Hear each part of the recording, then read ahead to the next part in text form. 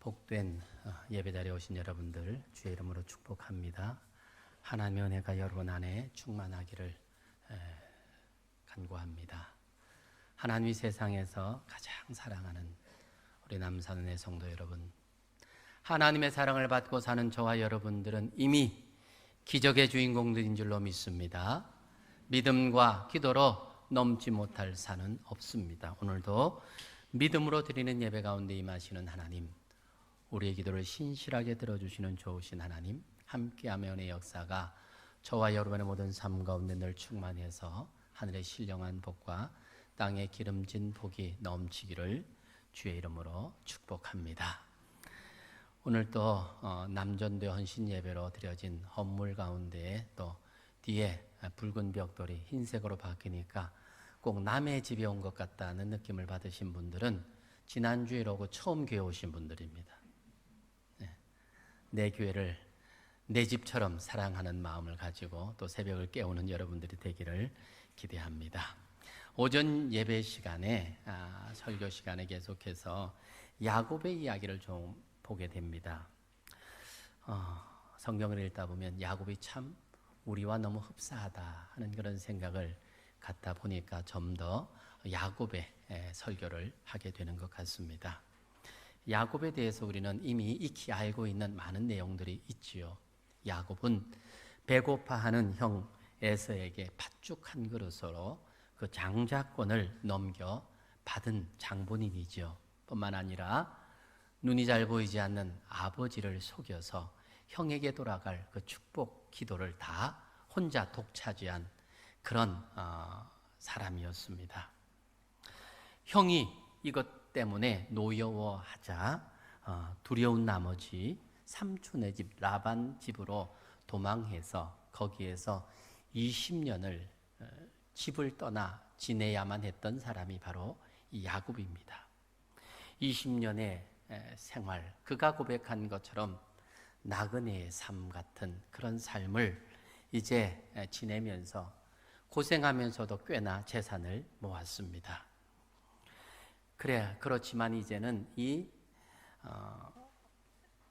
삼촌 라반도 더 이상 이 야곱과 함께 할 수 없다는 생각을 했기에 그를 돌려보내기로 결심을 하고 20년 만에 고향으로 다시 돌아오는 길이었습니다.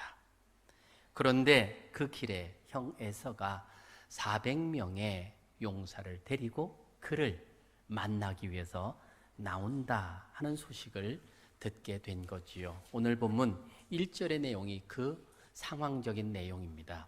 야곱이 눈을 들어보니 에서가 400명의 장정을 거느리고 오고 있는지라. 야곱은 두려움에 빠집니다. 왜 그랬을까요? 지난날 자기가 형에게 했던 잘못이 있기 때문이었겠지요.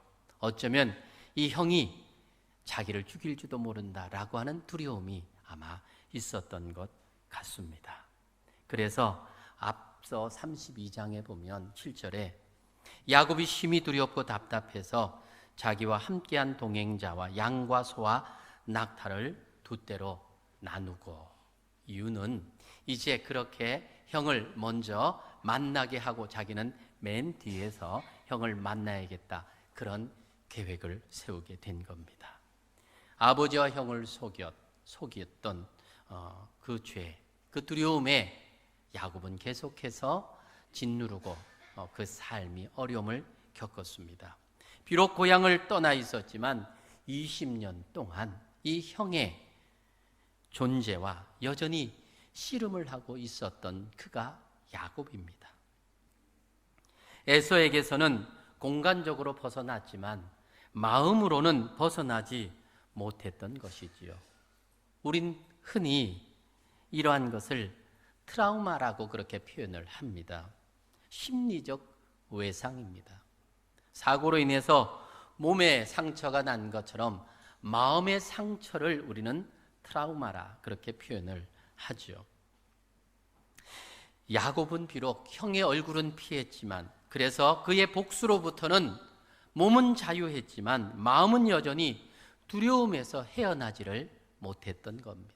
이제 형을 만나게 되면 그 이후에 일어날 결과에 대한 두려움이 그의 발목을 잡았기에 20년을 그렇게 집 떠나 생활할 수밖에 없었던 것입니다. 그랬기 때문에 야곱은 형을 보고 싶지 않았을 겁니다. 직면하고 싶지 않았습니다. 우리가 흔히 문제를 만나면 도피적인 태도로 거리를 둘 때가 있습니다. 관계가 안 좋으면 안 만나려고 하고 피하려고 하는 것이 우리들의 보통의 모습들이지요. 그러나 도피는 문제를 푸는 방식이 아닙니다. 세월이 흘러도 꼬인 관계는 여전히 그대로 있습니다. 또 어떤 사람들은 인간관계가 꼬이면 잊어버리려고 합니다. 그러나 잊혀지지 않지요. 내 내면의 세계를 떠다니다가 갑자기 한순간 어느 날 침상에서 혹은 식탁에서 좋은 여행지에서 그런 생각들이 나에게 물밀듯 일어나서 또 그렇게 불쑥불쑥 떠오르는 그것 때문에 마음에 큰 짐을 느낄 때가 있지 않습니까? 요즘 많은 사람들이 인간관계에 어려움을 겪고 있다고 합니다. 형제관계, 부부관계, 교우관계, 직장에서의 동료들과의 관계, 이것이 어려우면 참 삶이 힘이 듭니다. 요즘 우울증이나 불면증 등 정신과적인 어려움들은 다른 데 있는 것이 아니라 이 대부분 인간관계 때문이라고 그렇게 말들을 합니다. 특히 인간관계의 중심에는 용서라고 하는 문제가 있습니다. 용서의 문제는 우리가 세상을 살아가는 동안 끊임없이 마주하는 그런 주제입니다. 때로는 피해자로, 때로는 가해자로 용서를 하거나 용서를 받는 일들이 종종 있습니다. 용서는 어려운 문제이지만 풀지 않으면 인생의 치명타가 되는 것입니다. 오늘도 많은 사람들이 이 용서의 문제, 인간관계 갈등의 문제 때문에 어려움을 겪고 살고 있습니다. 빌리 그레이엄 목사님은 그런 말을 했습니다. 만약에 용서의 문제가 해결된다면 미국의 종합병원의 환자의 반은 일어날 것이다. 정신적이든 육체적이든 인간관계의 갈등으로 인하여 일어난 질병들이 많다는 것입니다. 관계 문제는 인간 삶의 핵심적인 주제임에 틀림이 없습니다. 다시 본문으로 돌아가 보면 이 야곱은 이 에서를 통과하지 않으면 고향인 가나안으로 들어갈 수가 없습니다. 그래서 이 형을 만나야 하는 두려움, 그것에 떨고 있는 야곱의 모습이 오늘 읽은 본문 33장 앞에 32장에 기록이 되고 있습니다. 오늘 본문 3절에 보면 몸을 7번 땅에 굽히고 에서에게 나갔다, 그런 표현을 하고 있습니다. 이제는 20년을 유보했던 그 문제, 더 이상 피하지 않고 문제에 직면하고 있는 장면의 기록입니다. 용서의 문제, 관계의 문제는 직면해야 합니다. 우리 아픈 기억과 상처를 치유하는 유일한 길은 화해일 것입니다. 화해하기 전에 그 아픈 기억이 수십 년이 지나도 결코 없어지지 않고 해결되지 않습니다. 야곱은 20년의 시간이 멈춰서 그 사건에 묶여 있다라고 그렇게 말할 수가 있습니다. 현재와 미래도 여전히 그 사건이 그의 삶에 영향을 주고 있었던 것입니다. 때론 바쁘게 일하면서 잊혀지는 시간도 있었을 겁니다. 하지만 여전히 마음 한켠에 자리하면서 망령처럼 되살아나 그를 괴롭히는 그 문제가 해결되지 않았었던 거지요.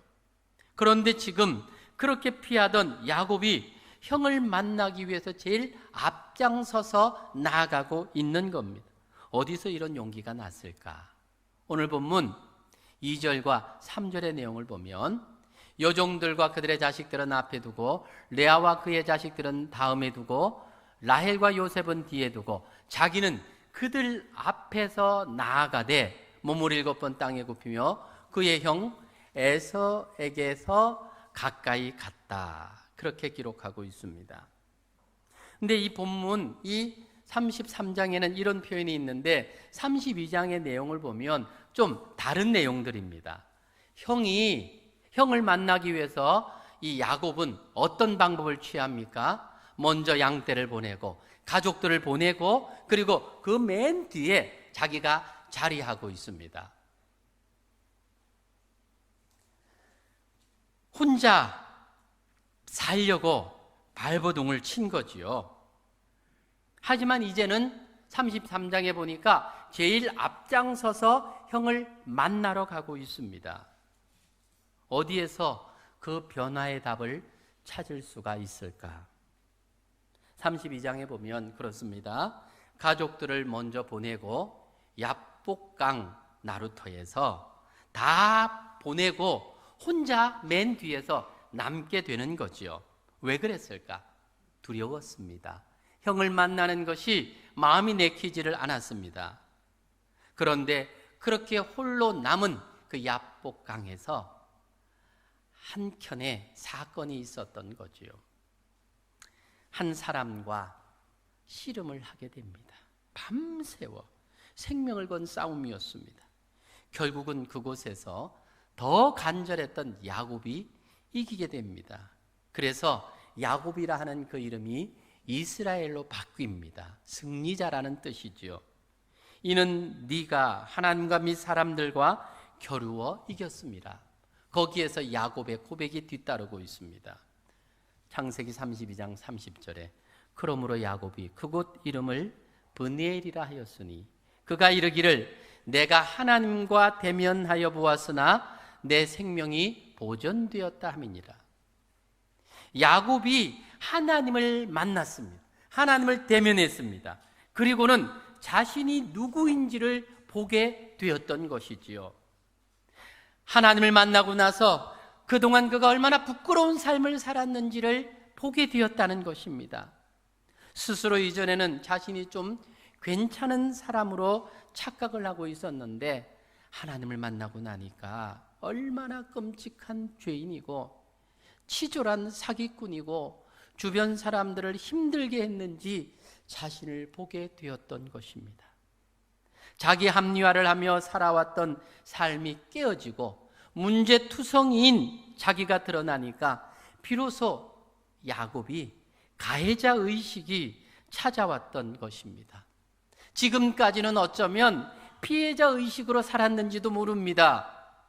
그가 장자권을 가지고 올 때도 형에게 팥죽 한 그릇을 주면서 딜을 한 거지요. 형이 그렇게 주었던 겁니다. 어떻게 보면 야곱이 스스로 볼 때는 내가 뭐 잘못한 게 있나? 그건 형의 잘못이지. 아버지로부터, 눈이 어두운 아버지로부터 마치 형인 양 그렇게 장자에게 주는 모든 축복을 야곱이 다 받았습니다. 그러면서 그는 할 말이 있었을 겁니다. 내가 하나님으로부터 복받고 싶어서 이렇게 애쓴 것을 형은 그렇게 무시하고 값없이 여겼던 그것을 나는 이렇게 소중하게 여겼는데 그게 뭔 큰 잘못이냐? 하나님 축복받고 싶었는데 그런데 지금 내 결과는 결국 형으로부터 생명의 위협을 받고 20년이나 고향을 떠나서 고생하지 않았느냐? 형 때문에 이런 고생을 하고 있는데 이런 피해자 의식이 야곱에게 분명히 없지 않았을 겁니다. 그런데 야복 강가에서 하나님을 만나고 나서 야곱의 마음에 생긴 게 그겁니다. 내가 형을 괴롭혔구나. 형이 나 때문에 얼마나 많이 힘들고 괴로웠을까. 그런 생각을 가지게 된 겁니다. 내가 가해자였구나. 그렇게 생각이 드니까 내가 용서를 받아야 될 사람이구나 라고 하는 마음이 생겨지는 거죠. 우리가 십자가 은혜를 받으면 내가 예수를 죽였구나 깨닫게 되는 것처럼 말입니다. 자신의 진짜 모습을 보게 되는 겁니다. 자기가 누구인지를 발견하게 되니까 잘못을 깨달아지게 되고 결국은 형에게 용서를 빌어야 할 마음이 생겨난 겁니다. 우리 각자에게도 적용해야 될 지점이라고 생각합니다. 우리가 얼마나 자기 합리화에 익숙한 사람들입니까? 공은 자기에게로 돌리고 관은 남에게 돌리는 데 익숙한 사람들입니다. 잘못을 하면서도 나만 그렇나? 나보다 더한 사람도 많지 않은가? 자기 합리화에 익숙합니다. 내가 잘못한 것임에도 불구하고 그 잘못이 마치 내가 아닌 것처럼 나는 어쩔 수 없이 했고 누구라도 그런 자리에 있었으면 그렇게 하지 않았을까 행동하면서 자신의 잘못에 대해서 인정하고 싶어 하지 않는 자기 합리화에 익숙한 우리들의 모습 아닙니까? 이 시간 하나님의 은혜가 임해서 진짜 나 자신의 민낯을 볼 수 있는 은혜가 있기를 주님의 이름으로 부탁합니다. 여기에서부터 문제가 풀려나는 겁니다. 이제 야곱은 모든 것을 하나님의 처분에 맡깁니다. 문제에 직면할 용기가 생겼고 책임을 지겠다는 생각이 생긴 겁니다. 하나님을 만나면 더 이상 머리를 복잡하게 쓰지 않습니다. 단순합니다. 야곱은 더 이상 속임수를 쓰지 않습니다. 우리가 은혜를 받으면 단순해집니다. 그러면 지금 내가 만난 문제들이 그리 복잡하지 않다는 것을 깨닫게 되고 문제를 해결하는 길이 보여지는 것입니다. 내가 자꾸 그 문제를 덮으려고 하다 보니까 아닌 것처럼 하다 보니까 문제는 더 복잡해지고 힘들어지는 겁니다. 오늘 이 시간 하나님을 만나고 머리가 단순해지고 복잡한 문제들이 간단해지고 전공법을 찾는 은혜가 있기를 주님의 이름으로 축원합니다.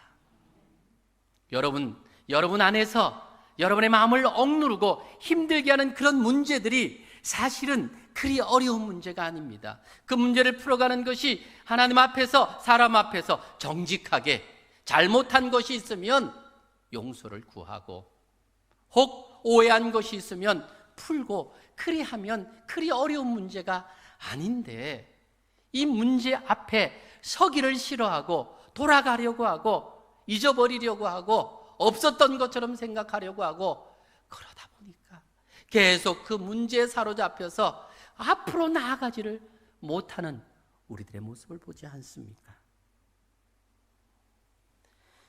야곱이 머리를 숙이고 7번 절을 합니다. 그때에 에서의 반응이 놀랍습니다. 4절에 보니까 에서가 달려와 안고 입을 맞춥니다. 문제가 해결되려다 보니까 참 쉽게 빨리도 해결이 됩니다. 이런 일이 벌어질 줄 꿈에도 생각 못했는데 에서가 오히려 달려와 끌어안고 울며 야곱을 맞이하고 있는 겁니다. 에서를 보니 더 이상 피해자로 분노에 차 있지를 않습니다. 20년 만에 만난 쌍둥이 동생이 저쪽에서 절룩거리면서 오는데 말로 다 할 수 없는 감정이 일어났던 것 같습니다. 에서의 마음이 어떻게 이렇게 풀어졌을까요? 에서가 우리 33장 1절에 나오고 있는 것처럼 야곱이 눈을 들어보니 에서가 400명의 장정을 거느리고 오고 있는지라. 여러분, 왜 왔을 것 같아요? 왜 400명이나 되는 군인들, 장정들을 데리고 지금 동생인 야곱을 만나러 왔을까요? 400명이 환영 인파로 동생 만나는데 축하해주는 축하 사절단으로 나왔을까요? 저는 그렇게 생각이 되지를 않습니다. 아마도 야곱을 죽이려고 그렇게 달려왔을 것이라고 하는 판단이 정확할 겁니다. 20년 동안 이날만을 기다렸을 겁니다. 드디어 복수의 순간이 온 겁니다. 자신을 속이고 장자권을 빼앗아갔다고 20년 동안 이를 갈고 있었습니다. 아버지를 속이고 축복권을 도적질해 갔다고 뼈에 사무치는 분노로 지낸 세월이 20년이었습니다. 그래서 400명의 군사를 데리고 이제 복수의 현장으로 달려가고 있었던 겁니다. 그런데 그 마음이 눈 녹듯 녹아지고 동생을 온전히 품에 품습니다. 야복 나루 사건 이후에 야곱은 머리를 굴리며 영악하게 살았던 모습이 없어집니다. 사람이 은혜를 받으면 변화가 일어나는 겁니다. 하나님을 진실되게 만나면 변화가 따라오는 것입니다. 절룩거리며 동생 야곱이 다가오는 것을 보았을 때 에서의 마음이 녹았던 겁니다. 하나님이 야곱의 마음을 만지셨던 것처럼 에서의 마음을 만져주신 줄로 믿어 의심치 않습니다. 우리가 진정으로 문제를 풀고 용서를 구하고자 하면 이미 상대도 변해 있는 것을 보게 되는 거지요. 내가 진정으로 용서를 구할 마음을 가지면 하나님이 상대의 마음도 만져주시는 겁니다. 야곱과 에서가 만나면서 서로 얼굴이 변했다는 것을 알게 됩니다. 악의가 사라지고 증오심이 해체됩니다. 이 문제의 해결이 결국은 하나님이 하셨다는 것을 인정하게 되지요. 우리가 인간관계를 맺고 푸는 가운데 하나님의 은혜가 작동되어야 할 줄로 믿습니다. 이걸 우리에게 적용해 본다면 저와 여러분의 문제도 하나님께서 터치하시면 눈 녹듯 사라지고 풀려질 줄로 믿습니다. 아멘. 그러기까지 우린 좀 더 야곱의 행동을 좀 주목해 볼 필요가 있습니다.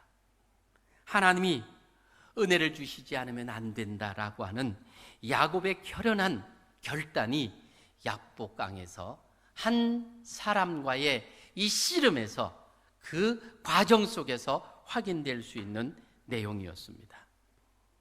이제 야곱은 형의 얼굴을 보았는데요, 오늘 본문 10절에 보니까 어떤 표현을 합니까? 내가 형님의 얼굴을 배운즉 하나님의 얼굴을 배운 것 같습니다. 저는 본문을 읽으면서 이것이 야곱의 립 서비스처럼 들리지 않습니다. 야곱은 브니엘, 하나님을 대면한 그곳에서 하나님을 만났습니다. 대면에 보았습니다. 하나님을 깊이 만나고 나니까 내면의 변화가 일어난 겁니다. 내면의 변화가 일어나니까 하나님의 관점에서 사람을 보는 눈이 생긴 겁니다. 에서의 얼굴이 바뀐 것이 아니라 야곱의 눈이 바뀐 거지요. 지금까지 야곱은 에서를 생각하면 두려운 얼굴이었습니다. 사탄의 얼굴이었습니다. 마귀의 얼굴이었습니다. 자기를 죽이려고 하는 두려움의 얼굴이었습니다. 그런데 하나님을 만나고 나니까, 그의 마음이 변하고 나니까, 마음의 눈이 바뀌고 나니까 그의 얼굴을 보니 뭐처럼 보여요?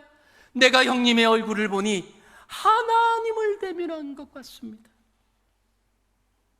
내가 변하면 세상이 변해 보이는 겁니다. 반대로 내가 변하지 않으면요, 세상이 아무리 변해도 그대로입니다. 나와는 상관이 없습니다. 하나님을 만나면 내가 변하고 내 시각이 변하고 보는 눈이 바뀌는 겁니다. 우리 안에 이런 복이 임하기를 주의 이름으로 축원합니다.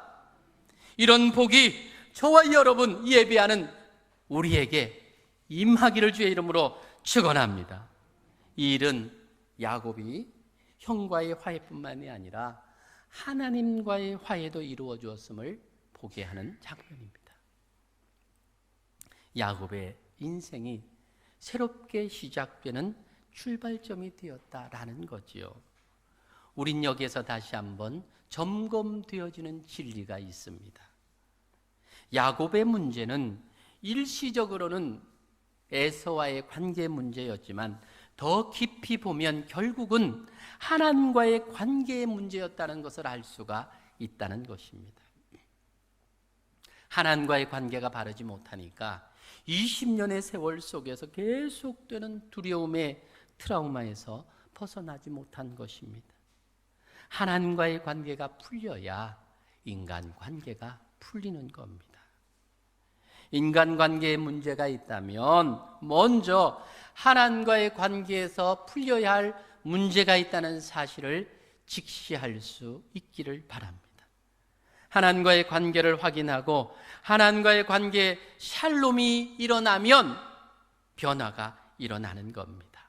내 마음이 누그러지고 맺힌 것이 풀리고 편안한 마음이 생기고 주변의 사람들과 그들을 편안하게 받아들일 수 있는 여유가 생겨지는 것입니다.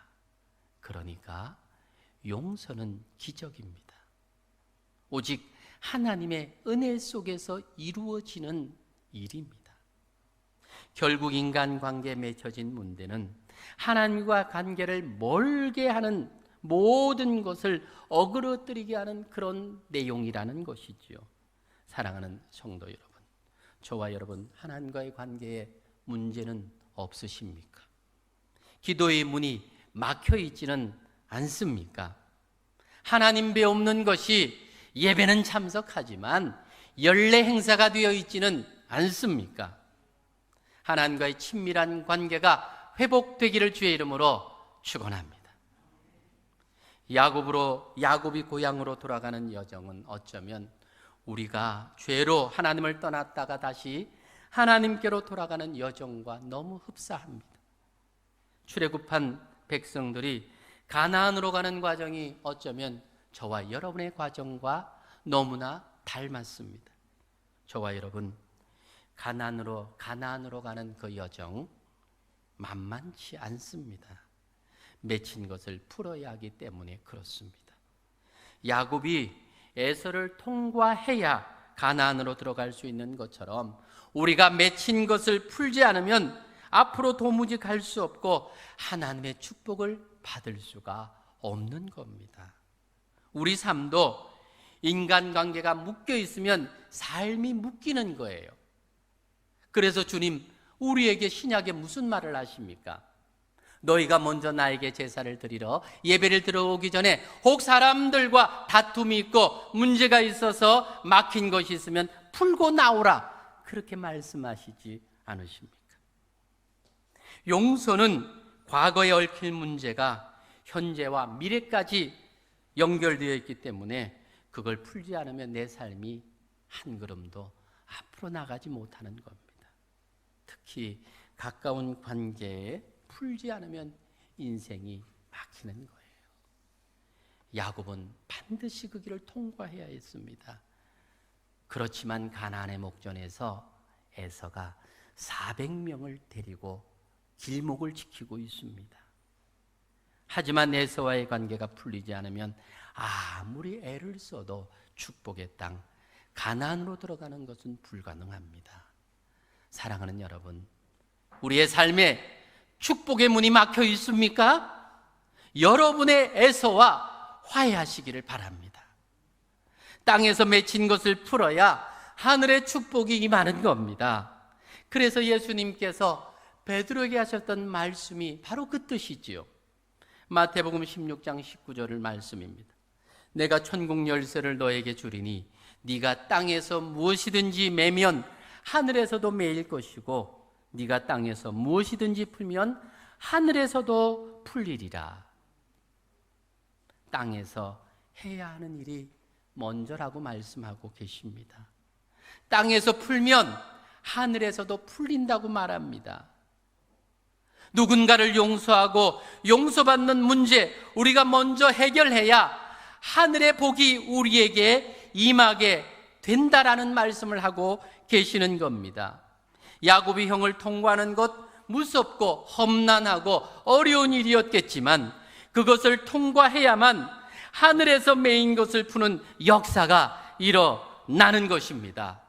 그런 축복의 역사가 맺혀진 에서와의 관계가 여러분의 삶 가운데 있다면 풀려지는 역사가 자가 있기를 주의 이름으로 축원합니다. 어렵지만 힘들지만 풀지 않으면 안 됩니다. 풀어야 합니다. 맞닥뜨려야 합니다. 하나님과의 관계에서, 사람과의 관계에서 풀려야 열려지는 것입니다. 오늘 본문 4절을 보세요.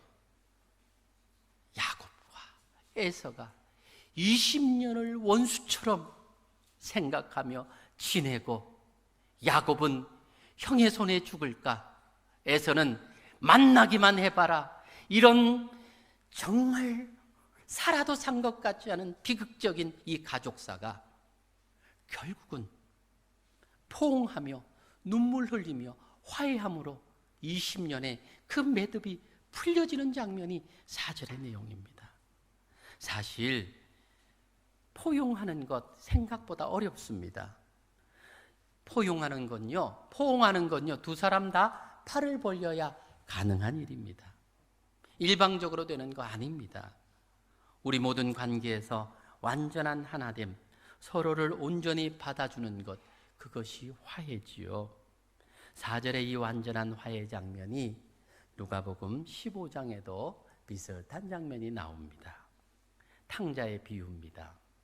아버지가 돌아온 아들을 완전히 용서하고 포옹해 주는 장면입니다. 그 아들이 어떤 아들입니까?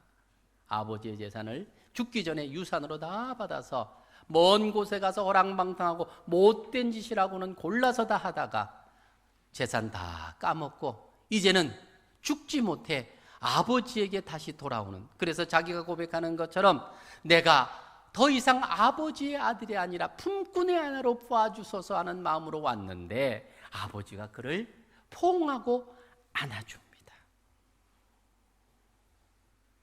모든 것이, 과거의 모든 상처가 한순간에 해결이 되고 있습니다.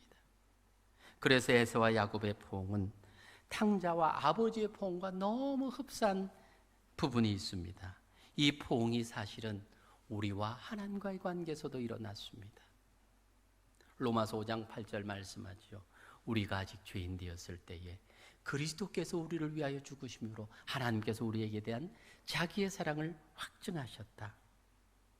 로마서 5장 10절에 보면 곧 우리가 원수 되었을 때에 그의 아들의 죽으심으로 말미암아 하나님과 화목하게 되었다. 예수 그리스도가 우리를 위하여 죽으심으로 하나님과 우리의 관계, 화해가 시작이 된 겁니다. 십자가 사건은 하나님께서 우리를 향하여 팔을 벌리는 장면입니다. 이제 우리가 팔을 벌리고 그 하나님의 품을 안기만 하면 모든 문제가 하나 되고 하나님과의 모든 관계가 화해함으로 해결이 되어지는 것입니다. 이런 하나님과의 온전한 화해의 관계가 이루어지기를 주의 이름으로 축원합니다. 하나님은 지금도 우리를 향하여 두 팔 벌리고 안기 위해서 이미 십자가에서 이루신 그 사건을 우리에게 기억나게 하시면서 우리에게 팔을 벌리고 있습니다. 부끄러운 죄가 있어서, 더러운 죄가 있어서, 용서하지 못한 매듭이 있어서 그 하나님의 품에 안기지 못하니까 온전한 화해가 되지 못하고 여전히 어그러진 인생의 관계에서 힘들고 어려운 고통의 시간을 보내고 있는 것입니다. 여러분, 20년간 꼬인 생활 속에서 야곱이 얼마나 힘들었겠습니까? 사랑하는 부모를 떠날 수밖에 없었고 형과의 관계에서 온 두려움과 죄책감이 그를 괴롭혔을 겁니다. 야곱은 지금까지 혼자만 복받으면 되는 줄 알았습니다. 그래서 형을 속인 겁니다. 그런데 형과의 꼬임이 이렇게 자신을 힘들게 할 줄 몰랐을 겁니다. 피해왔지만 결정적인 순간이 또 다가옵니다. 더 이상 피할 수가 없습니다. 야곱에게 있어서 이 형 에서는 건너야 할 강이었습니다. 그 강 앞에서 멈추면 가나안은 열리지 않습니다. 우리의 삶 속에서 관계가 뒤틀리고 꼬인 것이 있다면 그건 피할 문제가 아니라 직면해야 할 문제입니다. 그러기 위해서 나의 생각을 내려놓고 하나님의 은혜를 붙잡아야 합니다. 이제 야곱이 절룩거립니다. 저는 그 본문을 보면서 참 굉장한 의미가 있다고 생각을 합니다. 자기 힘만 믿고 살아갈 수 없고 이제는 지팡이를 의지해야만 걸을 수 있는 것처럼 하나님만 의지하며 살아가야 할 존재라고 하는 것을 가시적으로 보여주는 장면이 아닌가, 그런 묵상을 해보았습니다. 사랑하는 여러분, 우리가 뭔가를 성취하기 위해서 참 열심히 달려왔습니다. 그러다가 잃어버린 것이 너무 많습니다. 별것 아닌 것 때문에, 돈 때문에 형제와 가족이 갈라서 있지는 않습니까? 나의 얄팍한 자존심 하나 지키려고 원수 삼고 있는 그런 나의 이웃은 없습니까? 이것이 내 인생을 꼬이게 하는 것들입니다. 풀어야 합니다. 풀기 위해서 하나님은 야뽕나루라고 하는 코너로 몰아 혼자 있게 하시고 하나님만 만나게 하셨던, 그래서 야곱이 그 문제 앞에 직면하게 하셨던 것처럼 지금 우리에게 일어나는 모든 문제들이 어쩌면 우리 인생의 야뽕나루처럼 하나님을 만나야 할 그 자리라고 하는 사실을 우리가 눈을 뜨고 보고 그 음성을 들어야 지금부터 내 인생이 살아나고 회복되고 열리는 역사가 나타나게 되는 것입니다. 그곳에서 하나님을 만나야 진정한 화해야 샬롬의 역사가 일어나는 것입니다. 지금 내 고통의 문제, 풀리지 않는 답답한 인생의 문제들이 야곱의 야뽕나루는 아닌지 깊이 묵상하고 볼 수 있기를 바랍니다. 어쩌면 그것이 내 인생의 매듭을 풀기 원하시는 하나님의 사랑의 음성이요 손길은 아닌지 돌아보시고 야곱처럼 정말 씨름하면서 하나님이 축복하지 않으면, 나를 축복하지 않으면 내가 여기서 죽을지라도 움직이지 않겠습니다 했던 야곱의 야복강나루의 기도처럼 지금 우리 인생을 올가매고 있는 그 문제 앞에 이 문제 하나님이여 해결해 주시지 않으면, 풀지 않으면, 하나님이 축복해 주지 않으면 내가 여기서 죽어도 나는 움직이지 않겠나이다라고 고백할 수 있는 그런 믿음의 아름다운 고백과 결단을 통해서 우리 인생이 다시 회복되는 역사가 있기를 주의 이름으로 축원합니다. 용서, 어쩌면 용서하는 것과 용서받는 것, 모든 것을 포함한 이야기입니다.